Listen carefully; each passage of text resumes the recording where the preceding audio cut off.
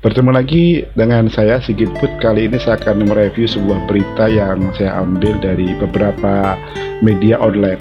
Yang pertama saya akan mereview sebuah berita dari Makassar Terkini yang diterbitkan pada tanggal 24 Maret lalu, yaitu berita tentang seorang ustadz bernama Ali Mustafa.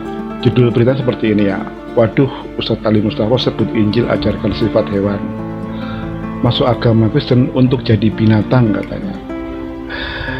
Sebuah judul yang provokatif, tapi ini juga faktanya ada gitu. Jadi memang kata-kata ini disebutkan juga oleh Ali Mustafa ini yang kabarnya seorang mualaf ya.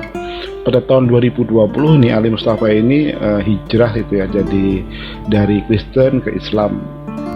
Kalau saya perhatikan dari video di Suluah Channel, pada tahun 2020 dia itu baru 8 bulan masuk agama Islam. Terus popularitasnya cukup tinggi lah, akhirnya dia banyak ceramah di mana-mana ya. Ini mungkin dia jadi ketagihan ya.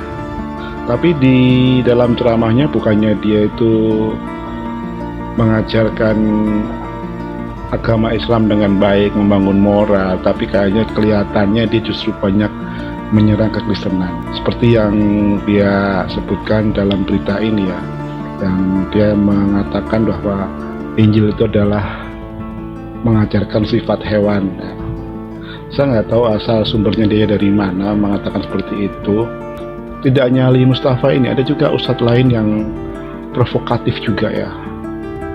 Kebanyakan sih mereka tuh mualaf ya. Kalau mualaf itu kayaknya mereka punya kekuatan lebih untuk menyerang agama sebelumnya, atau memang itu jualan mereka agar mereka laku dan banyak mendapatkan undangan ceramah di mana-mana.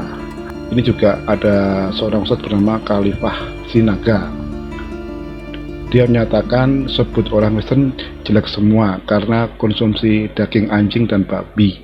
Ya kalau patokannya dia itu orang jelek adalah apa yang dimakan, ya pastinya ya salah besar tentunya ya.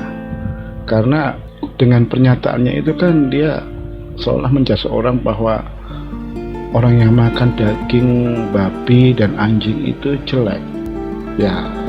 Tapi saya berpikir ya mungkin ini cara dia memang untuk mendapatkan simpati, mendapatkan dukungan, mendapatkan ya tentunya cuan juga ya. Pastinya kalau dia mendapatkan undangan ceramah di mana-mana pasti dia dapat duit ya, dapat uang transport ya.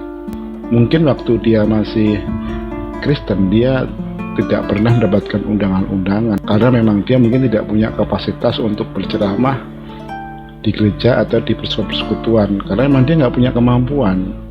Makanya dengan sedikit ilmu dia begitu hijrah, akhirnya apa yang pengetahuan segitu ternyata laku gitu. Ya saya yakin motivasinya itu ya, karena apalagi gitu kan. Jadi kalau model-model orang kayak gini tidak dianggap gaduh oleh pemerintah ya pastinya akan mereka merasa di atas angin dan mendapatkan perlindungan. Sekarang kalau kita bandingkan dengan kayak MKJ, cepat sekali diproses secara hukum ya. Kemudian Saifuddin Ibrahim langsung mendapatkan reaksi yang cepat, dan pemerintah dalam ini Menteri Menko Polhukam mengatakan bahwa si Saifuddin harus diproses secara hukum.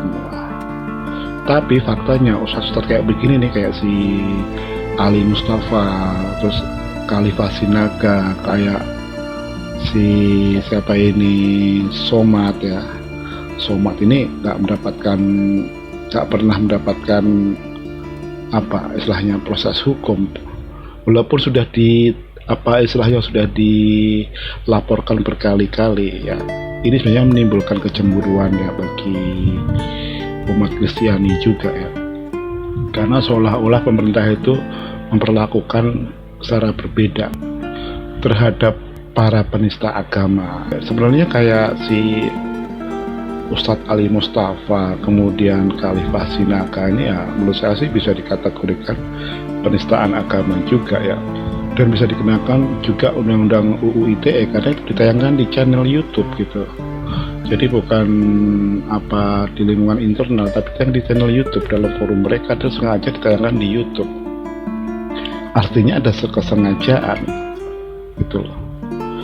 Jadi sebenarnya perlu catatan kita semua bahwa ketidakadilan perlakuan terhadap penista agama ini di Indonesia masih timpang. Jadi hukum penistaan agama itu masih berat kepada minoritas atau non-muslim dibandingkan kepada yang muslim. Kalau kita ambil kes Yahya Waloni, ya, dia hanya dihukum 7 bulan bandingkan dengan MKC yang kabarnya diancam hukuman sampai 10 tahun. Padahal si Yahya Waloni sudah berkali-kali melakukan penistaan agama.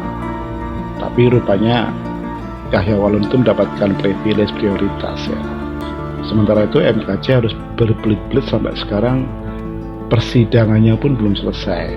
Ini tentunya menjadi keprihatinan kita bahwa ketidakadilan soal penistaan agama ini di Indonesia masih kuat dan tinggi ya. Gak heran kalau ada yang menyimpulkan bahwa pasal penistaan agama itu hanya untuk kaum minoritas tapi tidak untuk mayoritas. Semoga Mas Baikan bermanfaat.